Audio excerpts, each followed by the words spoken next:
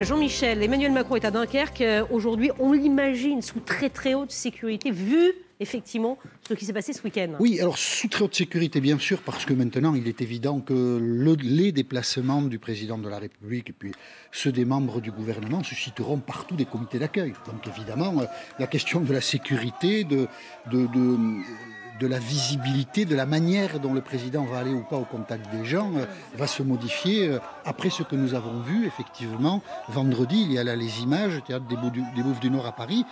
Des gens apprennent que Emmanuel Macron est au théâtre.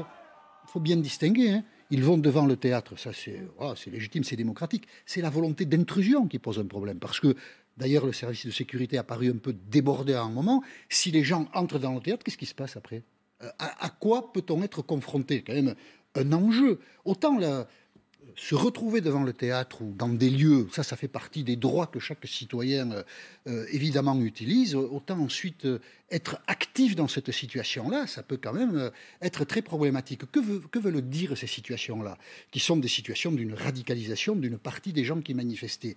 Elles signalent l'échec des manifestations. Ça n'est pas un hasard, on va voir aujourd'hui les prévisions de trafic, ça n'est pas un hasard si les transports publics aujourd'hui, pour la première fois depuis le 5 décembre, vous voyez, c'est du normal ou du quasi normal.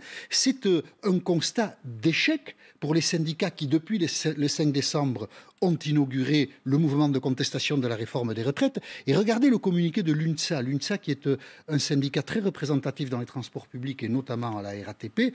Donc, ils suspendent le mouvement de grève.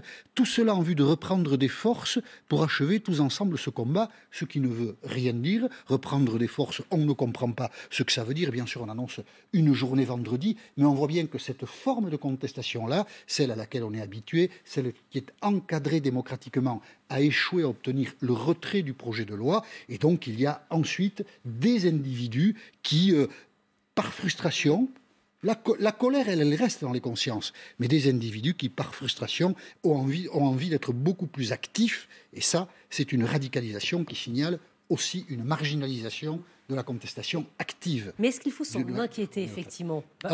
Oui ou non, voilà. Oui.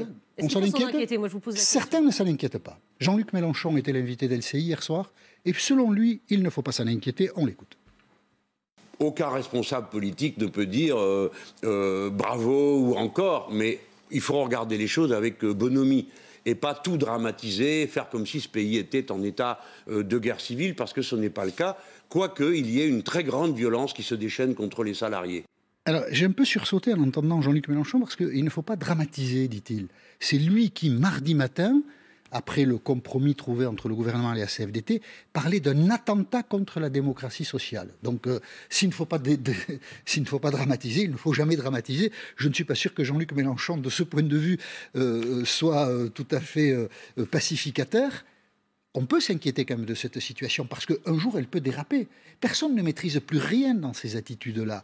Et donc, si il y a quelque chose d'inquiétant, c'est que des gens peuvent se sentir autorisés à porter une forme de violence. Et la violence ne permettra absolument pas de résoudre les problèmes. Elle ne fera pas non plus valoir le point de vue de ceux qui sont légitimement hostiles à la réforme des retraites telle que le gouvernement veut l'engager.